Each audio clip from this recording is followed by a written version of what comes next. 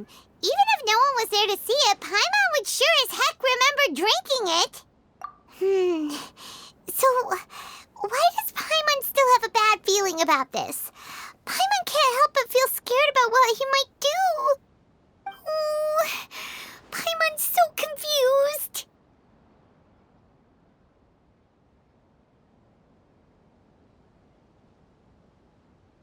Huh?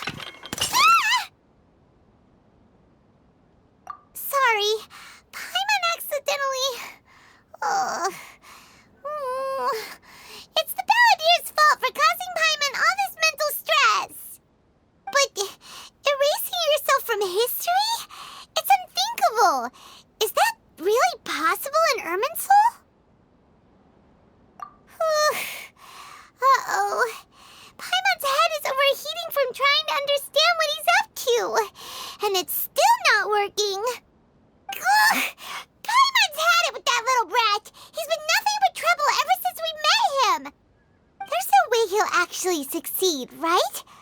Otherwise, won't everyone who's connected to him be affected too?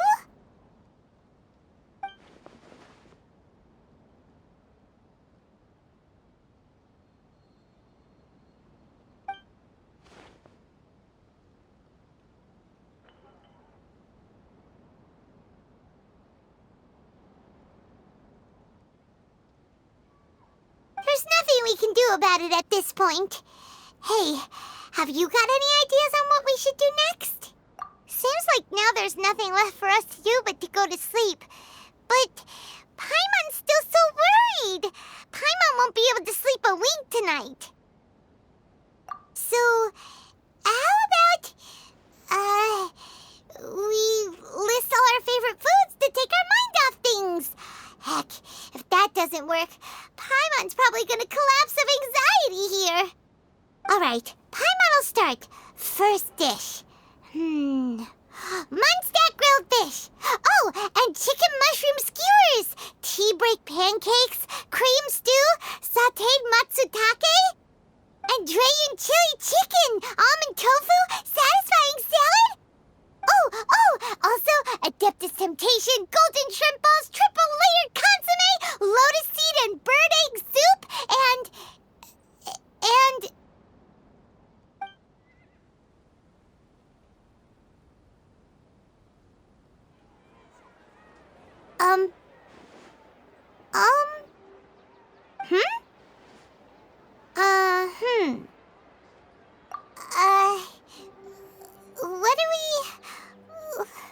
What was Paimon supposed to be doing just now? Paimon was, talking? Huh. Paimon suddenly can't remember what she was talking about. What was it again? The Balladeer? Is that a food too? Huh. Weird name, though.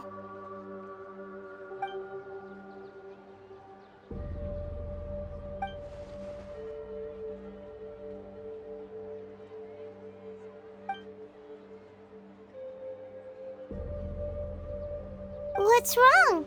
Your eyes are like saucers. Was it something Paimon said? So, the Balladeer. Is that someone's name? 'Cause it sounds like a nickname or something.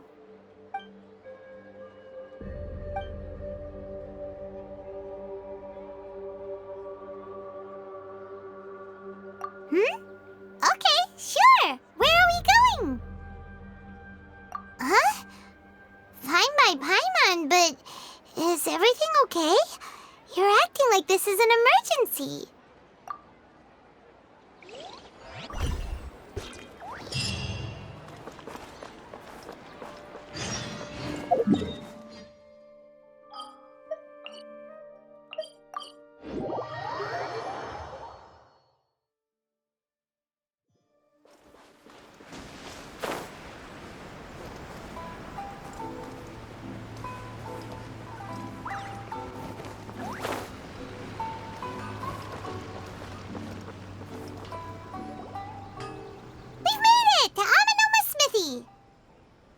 Ah, it's been a while. Of course. Go ahead. Oh. Now there's a question I wasn't expecting. Very well. I'll tell you what I know once more.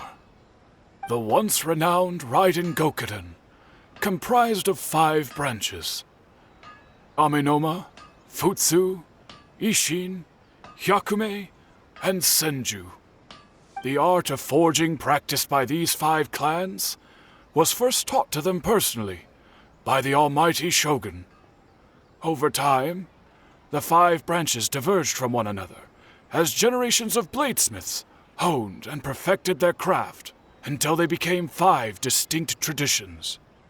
Most of the great swordsmith clans of old have since fallen into decline, and for a long time, only the Amenoma branch kept its art alive. But fortunately, Kaedehara Kazuha recently returned to Inazuma and took up the mantle of the Ishin art. Now, 2 clans remain of the original Gokuden 5. If my memory serves me right, you yourself were present when he forged the Ishin blade. Oh, yeah, we were! Paimon remembers that now. We learned a bit about the decline of the Raiden Gokuden then, too. It seems like such a shame. That, my friends, is a tragic tale indeed. In fact, this was not made known to me for most of my life. All these years, I knew of those great clans' demise, but never the cause. Only recently, when the question was on my mind, did I ask Kaedehara Kazuha about this. He told me that, as we are both heirs to a branch of the Raiden Gokuden, it was right that I should know the truth. There is no harm in telling you, but I must warn you. It is a dark and sorrowful tale. The Raiden Gokuden were the targets of a murderous rampage by a vengeful bladesmith. Vengeful? Why? 400 years ago, so I'm told, there was a catastrophic malfunction in Tatarasuna's furnace. One brave swordsmith heard the commotion and chose not to flee, but he rushed to the scene, hoping to prevent a disaster. Tatarasuna was home to a state-of-the-art forging and smelting operation in that day, and overseeing it was the armory officer. His surname was Niwa, though he had family ties to the Kaedehara clan. Knowing that they had just one chance to save countless lives, Mr. Niwa and the swordsmith leaped together into the furnace. The furnace quickly stabilized, but neither of them made it out. The smith's death, though heroic, dealt a devastating blow to his family's fortunes. His orphaned son was left to fend for himself, and grew up deeply resentful at the world. In his heart, the whole of Inazuma was culpable in his tragedy. He hated the almighty Shogun for her apparent indifference towards his father's death, and he hated everyone who had done nothing to try and save him. Powerless and destitute, the only legacy he had to pass on to his children was his hatred. Generation after generation bore this grudge, living in utter misery. Alas, if only the story could have ended there. But 100 years ago, the then head of this family reached the end of his wits. He could bear their fate no longer, and yet he could do nothing to change it. Finally, he made a drastic decision to take revenge on the Raiden Gokuden. In doing so, he sought to vent his pent up anger and shake the very foundations of Inazuma's forging industry. In his fury, he murdered indiscriminately, killing even bladesmiths from the Hyakume clan which he belonged to. His goal was absolute, the devastation of all of the Raiden Gokuden. But when he came to the Kaedehara and Kamisato clans, his killing spree came to an abrupt end. He failed to catch them unawares, They fought back fiercely, and they did not spare his life. That is why the Kaedahara clan and their Ishin art survived that day. I suppose they were the lucky ones, under the dire circumstances.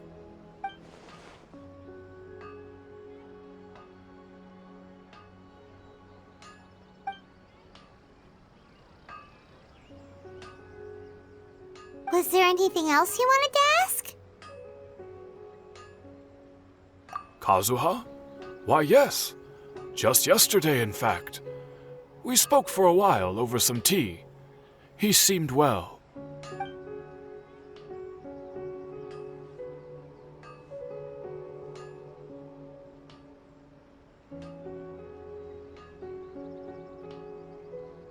My pleasure. Don't tell Paimon. There are other places you want to visit too, right? Your expression says it all. You can't hide anything from Paimon. On to the next stop. Lead the way, traveler. Paimon will be right behind you.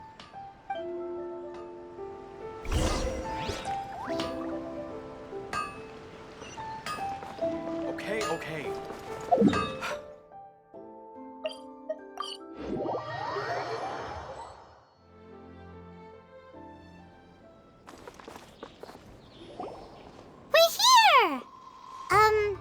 This is the Yashiro Commission's headquarters, so... Traveler, it's been a while. If you're looking for the Commissioner and Miss Kamisato, I'm afraid your timing is unfortunate. They're not here right now. Are they out on business? The Commissioner is out on business, and Miss Kamisato is standing in for some meetings in the Commissioner's place. If it's urgent, you're welcome to wait inside until they get back. What do you think? Shall we go in?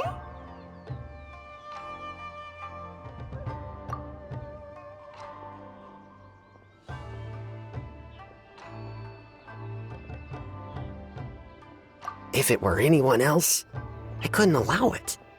But seeing as you're so close with the Commissioner and Miss Kamisato, I think it should be okay. We'll be heading in then. Thanks!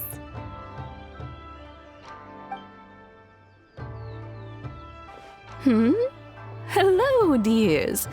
Is there something you want to say? Of course, traveler. Yes, I know who you are. Miss Kamisato has told me about you. What would you like to know?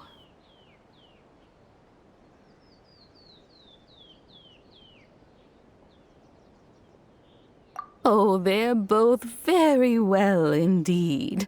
Lately, Miss Kamisato has been rather busy attending all kinds of meetings and occasionally paying visits to some local organizations on the Commissioner's behalf. As for the Commissioner himself, well, you know, busy as ever. That much hasn't changed. Although he does seem to be in a rather good mood these days. So pretty much business as usual in the Yashiro Commission, huh? Very much so.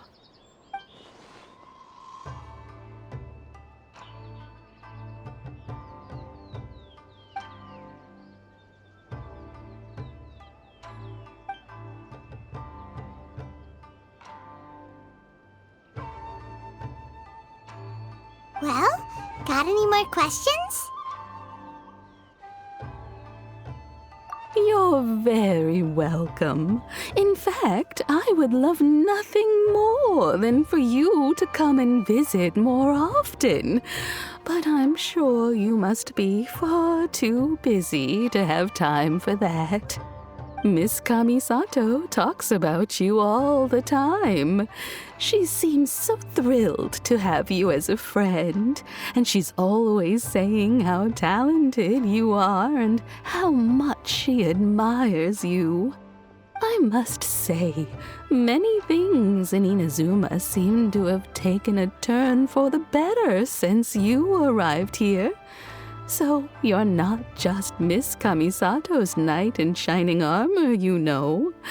You're a hero, to us all. All right, goodbye for now. Where are we going next? Great! Goodbye, ma'am. Don't worry, we'll see ourselves out. All right, then. Take care now. Hope to... Oh, are you two leaving already? Yep, everything's taken care of now. Don't worry. Very well. Safe travels. Goodbye.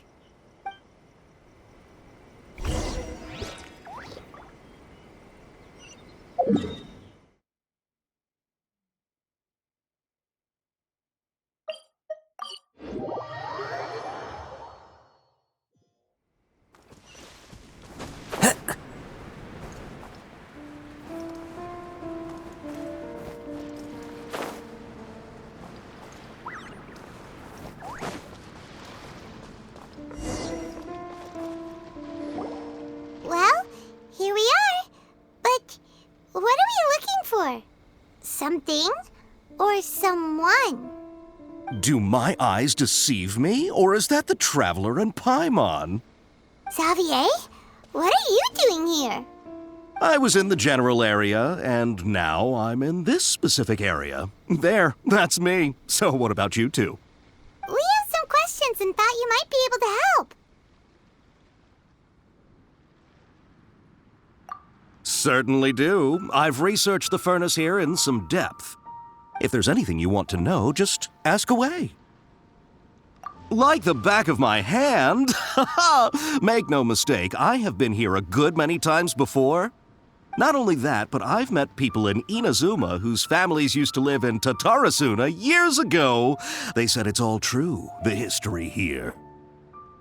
Oh, well, it's a long story, don't you know? The tale of Tatarasuna starts a long time ago. I'm told that its history is one of the most foremost forging and smelting operations in the nation, goes back around 1,000 years. Still, the furnace has had a couple of serious maintenance issues along the way. A couple? When exactly? One was just in the last few years, the other was several hundred years ago. A fun fact, I'm not the first Fontaine tech guy to come and work on it either. There was a guy back then, too. They say he was a mechanic who consulted on a technology upgrade. It seems like the technological collaboration between our two nations goes back a long way. How about that?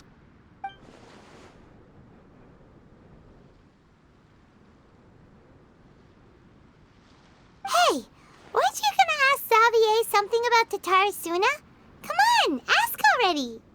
Oh, I didn't realize you two were here for a history lesson. Me neither. Paimon doesn't know what's gotten into this one today.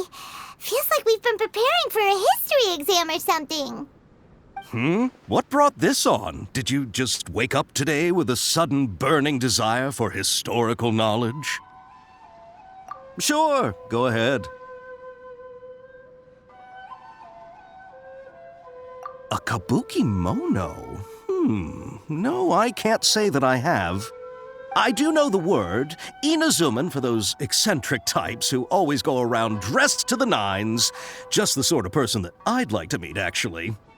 But sadly, I've never had the pleasure, nor have I come across anything to do with a kabuki mono where Tatarasuna is concerned.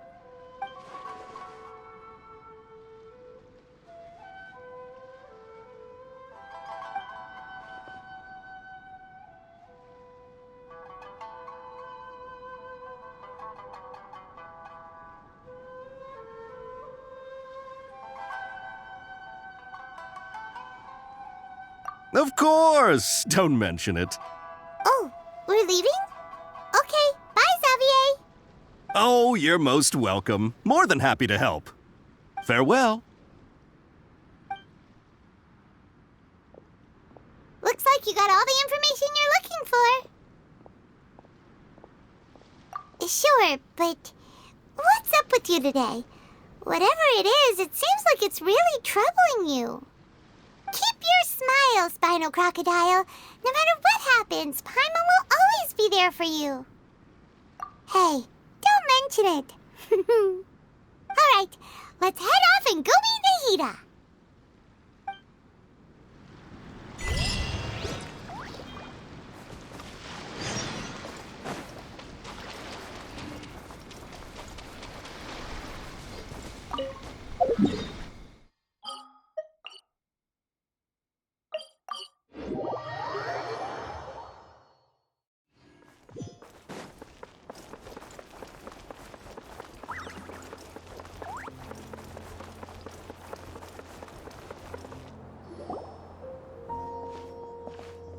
Hey, it's them!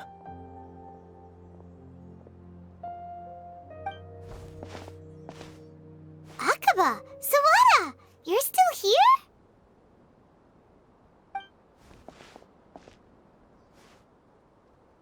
Indeed we are. If you have a moment, we'd love for you to join us once more. We have time. What do you want to talk to us about? It's the same topic we discussed last time. Obviously. Still looking for more info about Tatarasuna, huh? Should we join them?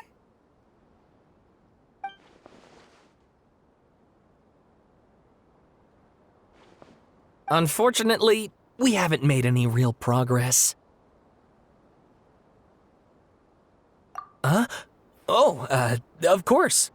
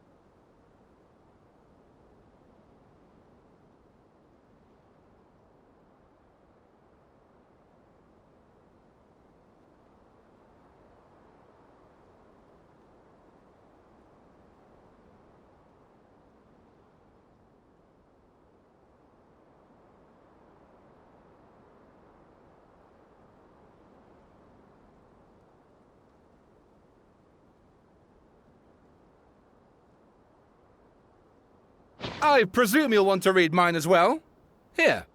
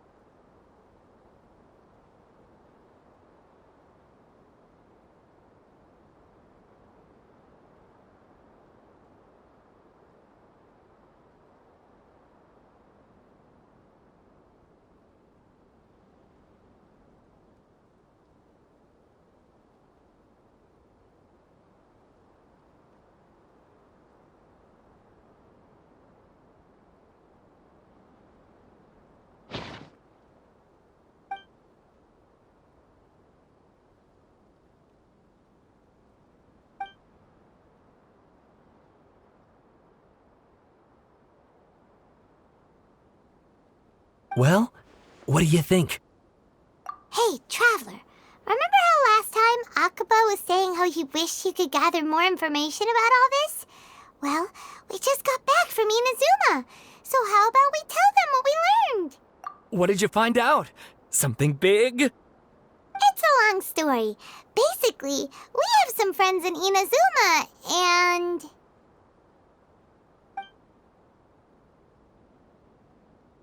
Wow, so many new details. Thank you so much for sharing that with us. Well, well. So it all comes down to one man's desire for revenge. Huh. You heard this from a member of the Armanoma clan, you say? Then I guess it must be true. Ugh. So there's no ghost story here after all. This new information actually lends further credence to my hypothesis. Evidently, swordsmiths were seen as having an incredibly prestigious role in society those days, to the extent that Harming them was conceived of, at least by the perpetrator, as a way of exacting revenge against those in power. Yes, okay, point taken, you were right. But that doesn't mean I can't carry on with my novel. And they're back at it. These guys are really into this.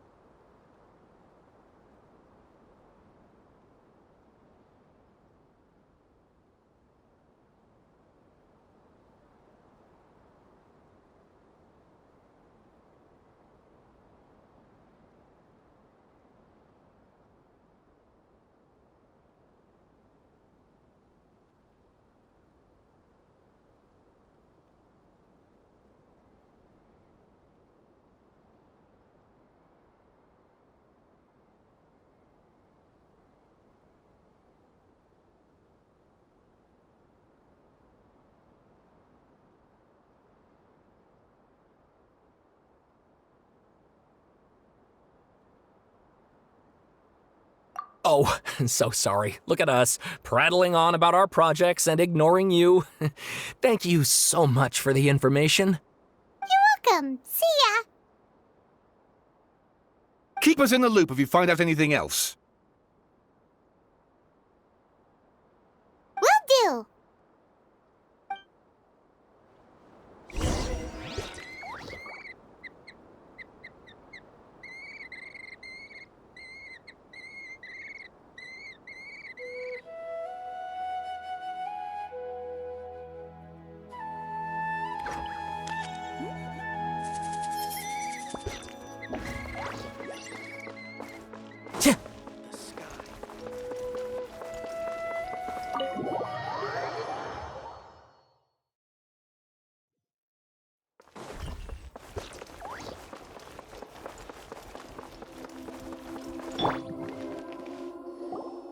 Nahida, we're here!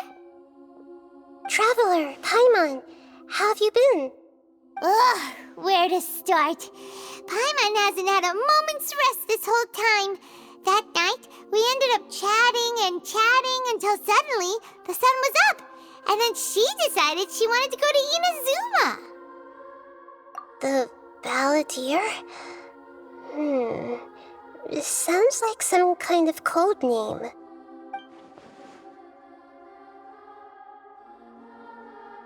You look troubled. Is there something you need to tell me?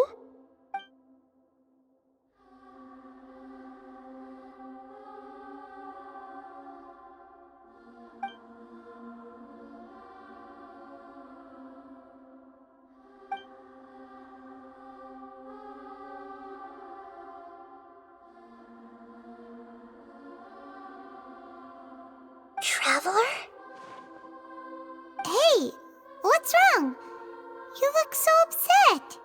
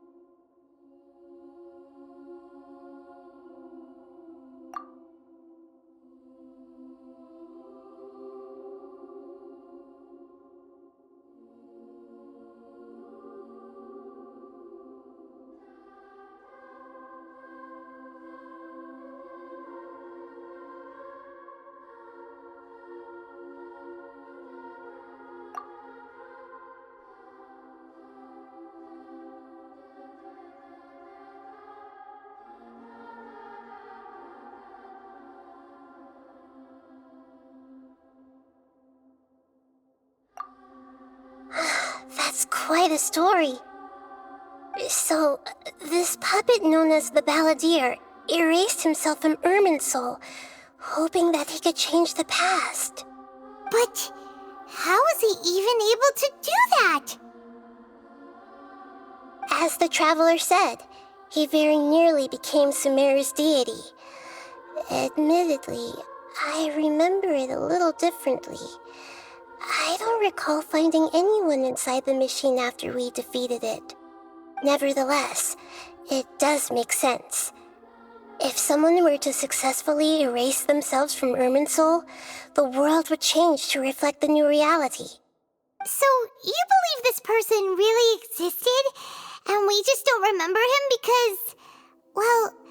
because he literally changed the world? Yes. Theoretically speaking, it is possible to do this. But I'm struggling to imagine the kind of person who would dare go through with it. The traveler comes from a world beyond Javat. That's why there's no information about her in Irminsul, and it also explains why any changes to Irminsul wouldn't affect her. So if there's anyone in the world capable of retaining memories from a past that has been rewritten, it's you. It's quite incredible when you think about it. Paimon's having a hard time understanding this balladeer guy's motivations. Why did he do it?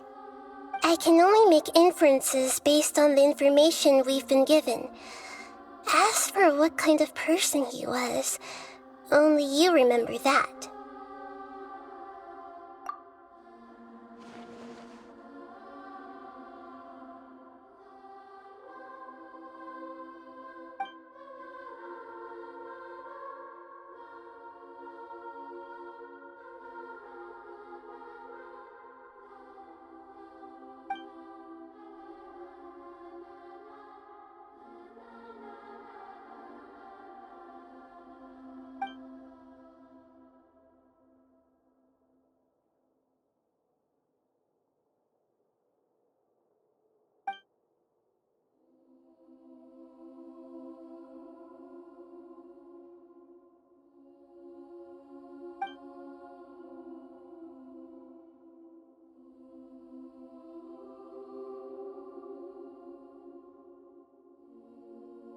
Something else worrying you?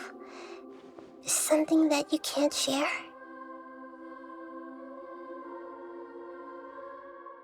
It couldn't change the fate of the ones who had died, right? Once the balladeer realized he hadn't been betrayed after all, it must have completely changed his view of the people of Tatarasuna.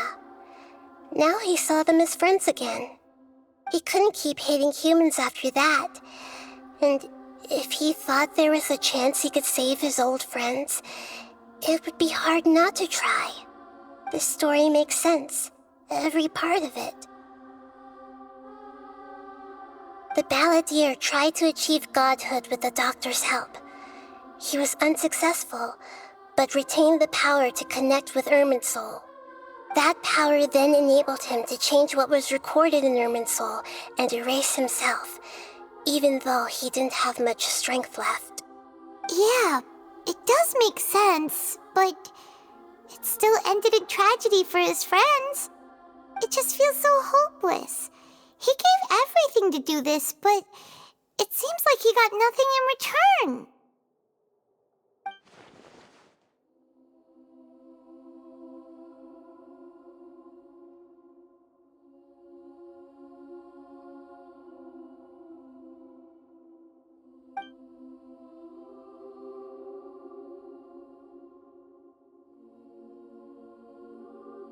Please wait a moment.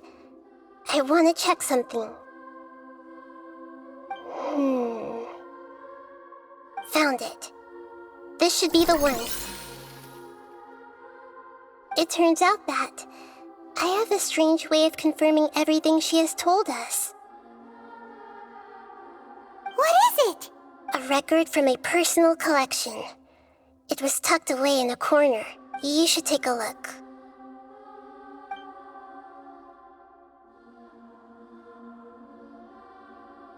Is this a fairy tale? Who wrote it? I authored this record myself.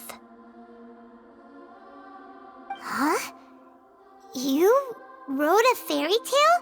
that somehow has something to do with the Balladeer? When combined with the traveler's narrative, it's clear that this story is an allegory. Everything in it is a symbol for something else. Hold on. So this record survived from the past? Yes. Any information about the Balladeer or the Kabukimono and other records will have been changed. But I wrote this story in a way that means it was left intact. Changing the information in Irminsul changes to that. But Irminsul can't change information that was well hidden in advance. I guess I must have written this story as a backup before the Balladeer entered Irminsul. That's incredible! What a great idea! And sending the traveler into Irminsul with the Balladeer must have been a further precaution. I knew she'd remember everything. This story is abstract enough that it still resonates with the present information recorded in Irminsul. But if we connect all the different pieces together, the true story that emerges is the one she told us, the now erased life of the Balladeer.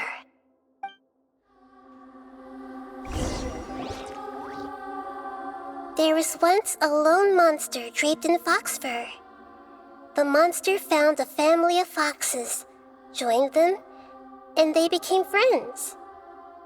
The monster lived with the family day and night, and everyone treated it as one of their own. Once in a while, the monster would take off its fox fur at night and lament to itself as it gazed at its reflection in the water. I am a monstrosity, yet they are too foolish to see it. I pity them. But the monster soon found solace when another came to live among the foxes who was not their kin. A kitten, carved from the wood of a white tree who had been abandoned by the humans. The kitten too wished to become a fox, but its tail was too slender and it could not grow a coat of richly colored fur. Yet when the other foxes saw this, they spoke words of comfort to the kitten. Even without a tail and fur like ours, you are still one of us. Furious at this happy resolution, the monster lit a fire on the mountain. The terrified animals panicked as the fire spread. The only way to extinguish the flames was to make a sacrifice. A gray fox stood up and addressed the monster. It said, "You are the cleverest among us. Surely you can help us find a way to solve this." The monster smiled, led the fox toward the fire, and murdered it. The gray fox's heart was turned into a beautiful drop of water, clear, spotless, and pure. The monster gave the heart of water to the kitten, telling him, "The foxes have decided. You are the one who must be sacrificed. Take this, quench the flames, and die for your fox kin." The fire was extinguished, but the kitten lived. It left that side of the mountain and found a little bird who had a broken wing. The two promised they would spend their whole lives together, but the little bird did not have long left to live. It passed away soon after. After burying the bird, the kitten left the mountain for good. Never again would it cherish a single creature nor a single blade of grass that stood on that mountain. The kitten spent the nights wandering aimlessly, gnashing its teeth at the moon. How it wished to swallow the moon and devour the moonlight. If the world could only return to darkness, then it would finally be peaceful and content. I will become the new moon, the answer to everything. Then, no one will know that there were once birds, foxes, and cats in this world. And no one can know that they were different.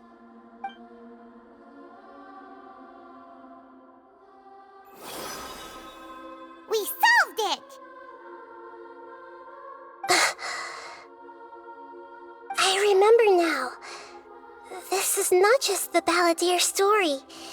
It is his very own memories. I made a backup so that it would be preserved no matter what happened. To become a god, he was experimented on and modified countless times. It was brutal torture, and the only reason he was able to survive is that he was a puppet. This memory was extracted from him by the scholars. Presumably, they kept it to have something to defend themselves with. Creating a deity was just the first step. Some of them wanted to be able to control it. That's why they backed up his memory for later use. I buried it deep inside one of my own dreams, and then hid it inside an allegorical story so that it wouldn't be altered. It's hard to believe that this person really existed, let alone that he tried to get rid of us on more than one occasion. Paimon has no memory of him at all. He completely vanished like a puff of smoke. The balladeer agreed to help me look for information about the Descenders, and although he was unsuccessful, he still helped you. Before he vanished, he confirmed an important detail, that Conria was where your twin first came into this world. We still don't know how the change to Irminsul will affect the senior ranks of the Fatui, but in all likelihood, they won't even remember their own Harbinger. It sounds like Paimon wouldn't like this guy a whole lot if he was still around. But still, Paimon doesn't like the way it all ended that much better. This is why wisdom alone cannot answer all our questions. We look, we see, and we comprehend, but the question still troubles us. So the answer is not everything. People yearn to find the truth and then conquer the troubles they face. When you give someone the truth, you give them a chance to choose their own destiny. To others looking on, this may seem like a pointless endeavor, but for him, the chance to act on his desire to disappear must have meant a lot. Never forget that even when we walk beneath dark clouds along a road filled with suffering, the light of wisdom is always there, guiding us toward a better destination. And that is what you have been doing all along. Yeah, Nahita's right. Cheer up. How about we go get something to eat? We can pick up this heavy conversation again later. Good idea. Paimon, why don't you take her out for a walk to clear her head? You got it! Come on, Traveler! You need to get out of your head for a while. You'll feel much better after taking a walk. Let's go get a snack from one of the stalls in the Grand Bazaar! That'll be sure to lift our spirits. It must be really tough being the only one who remembers all that, but Paimon's always here to help cheer you up.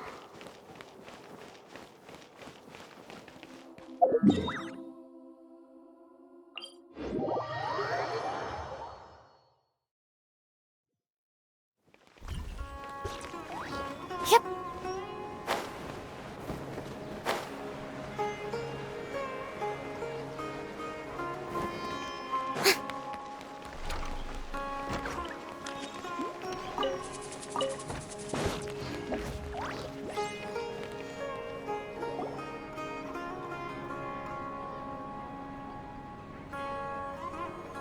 We're here! What should we eat first?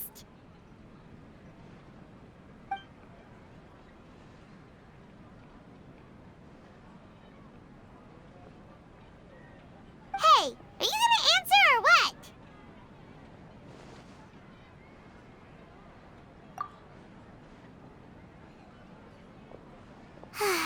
Alright, whatever you want. Well, Paimon will be right here when you figured stuff out. Then we can get something to eat.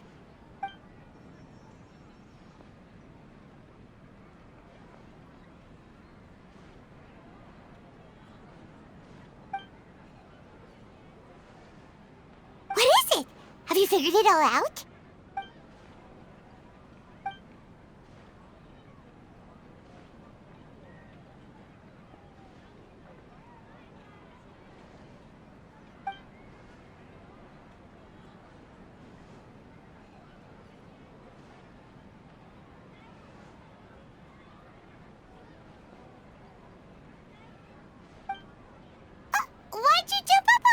happening?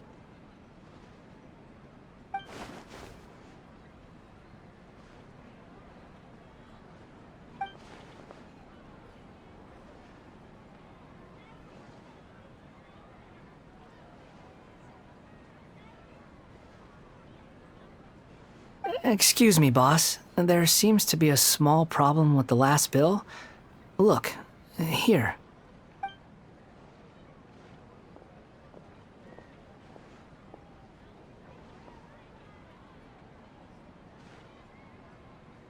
Hey! Hey, wait!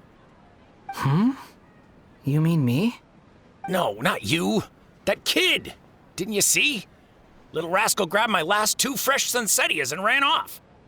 Look, if you're gonna help out here, you can't keep spacing out, okay? What is it? Work's too boring for you? Or has the big city got too many distractions? I wasn't paying close enough attention. Sorry, boss. I think you're right. Maybe it's the city. It's so exciting. It can be hard to focus. Who's that guy? You know him or something? He's who? You're a strange one, kiddo. You say you don't want any money for helping out here, and then when I actually give you some work to do, you keep letting yourself get distracted. I don't want to take advantage, so I'm happy to pay you what I'd pay anyone else. But if you keep acting like this, pretty soon I won't be able to afford to. No, please. I mean it. You don't need to pay me anything. I'm just so thankful you agreed to take on an outsider like me. You're welcome, I guess. But I got bigger things to worry about. Look, we're all out of Sunsettias, and I promised the lady down the street I'd deliver a fruit bowl this evening. Leave it to me. I'll find some more. Just a moment. I'll be right back. Stop. I'm gonna level with you, kiddo.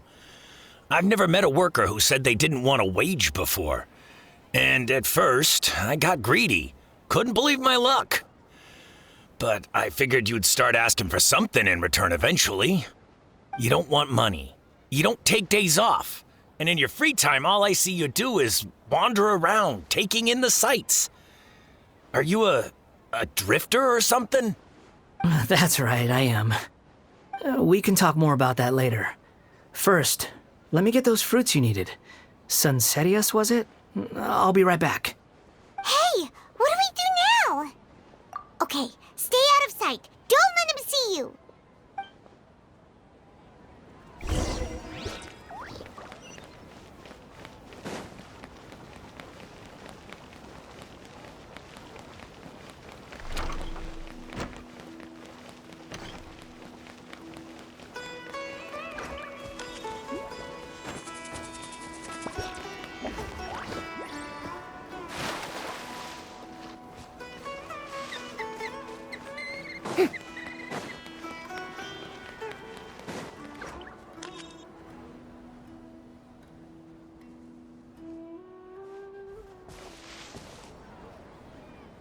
Yeah, this'll do. Even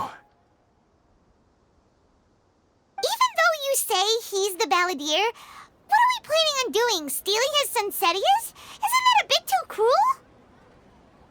Oh, all right.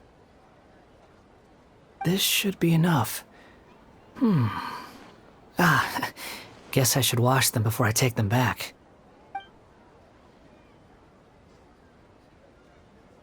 Huh? You two over there. Is there something I can help you with? He spotted us! You've been following me all the way from the city. I'd have to be blind not to notice. Have we met before? No, we haven't met. But you know me? I have no recollection. Are you absolutely sure? Sorry, but I just can't take your word for it. A puppet? What makes you think that? Huh? You were right! The look on his face! I guess you do know me after all. That is not something I share with a lot of people. Look, I'm just a wanderer. But seeing as you've gone through all this trouble to track me down, I'm sure whatever it is must be important. Okay, but please let me deliver these goods to my boss first.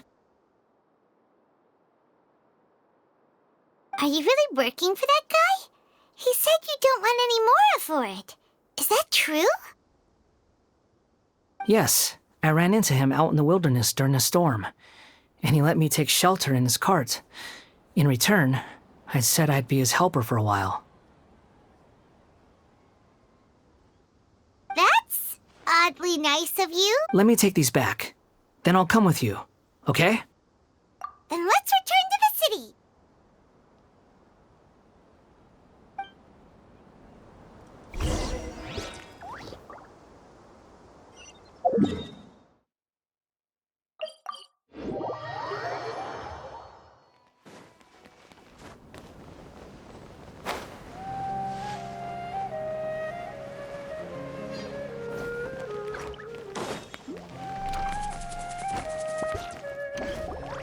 Here you go, boss.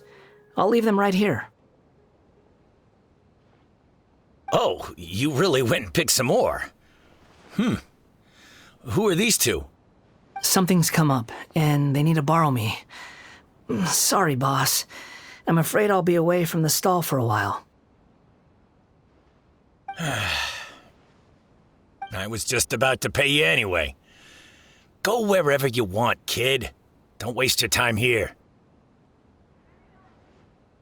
What? I get it, okay? You just wanted to help me out, to thank me for giving you shelter from the rain that day. Even then, I don't understand why you're so adamant that you don't want any pay for it. But look, it was pouring down, and there you were, sauntering along without a care in the world, like you had nowhere to be and didn't even care that it was raining. Imagine you were me for a second. It's a little weird, right? Why is this guy traveling during a rainstorm if he's not trying to get somewhere? And why is he taking a shortcut through the open country if he's not even in a hurry? But anyway, taking you in didn't put me out even slightly. You don't owe me a thing for it. Certainly not all this. Your time is valuable. You know, you should go live your life. But I don't...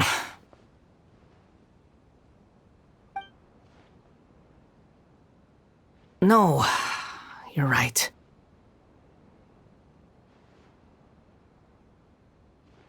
Then I suppose this is where we say goodbye. Thank you again for taking me into the city. Don't mention it, kiddo. I've run into all kinds of characters over the years. I just hope you find your path. Thank you. All right, done. Thanks for waiting for me. We can go now.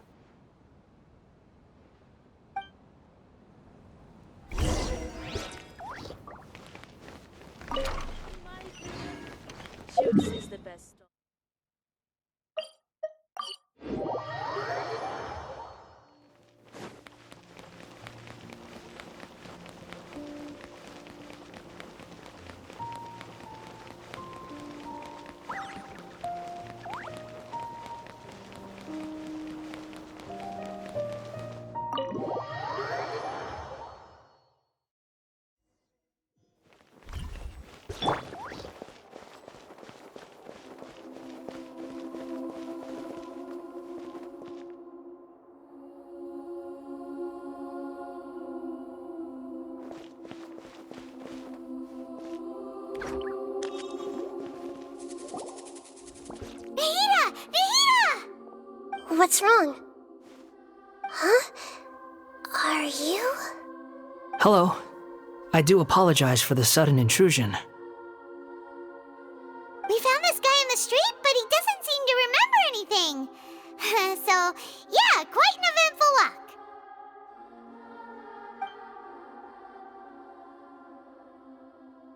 You say that you are trekking across Teyvat to train yourself. Many other Inazumans who describe themselves in this way call themselves Shugenja. Why do you refer to yourself as a wanderer? Well, it seems more relevant in my case. To me, it sounds like a plant with no roots. But these two claim that they know me, and that I have a hidden past unknown even to myself. I wouldn't call it the past, but rather... this is a difficult one to explain. I don't like to rely on using terms like this often, but in your case, it seems that it ought to be called, previous incarnation. Oh, like a past life or something? Yes, something far more distant than the past. So far away that you cannot perceive it. Okay, I have to ask. What was I like in my previous incarnation?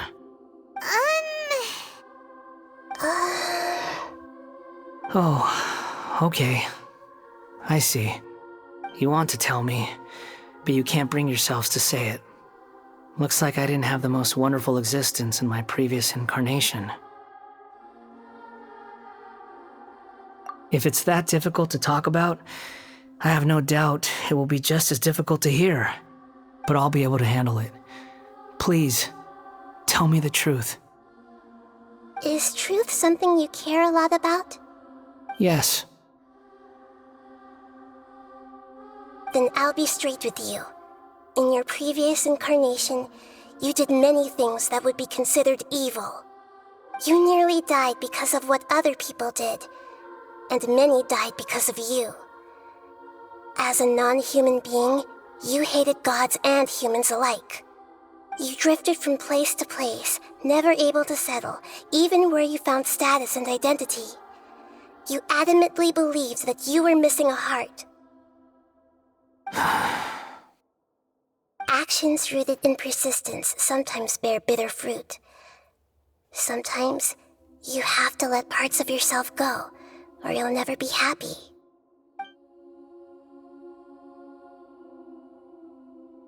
I gave everything I had, but it barely changed history at all. In terms of the outcome alone, that's true.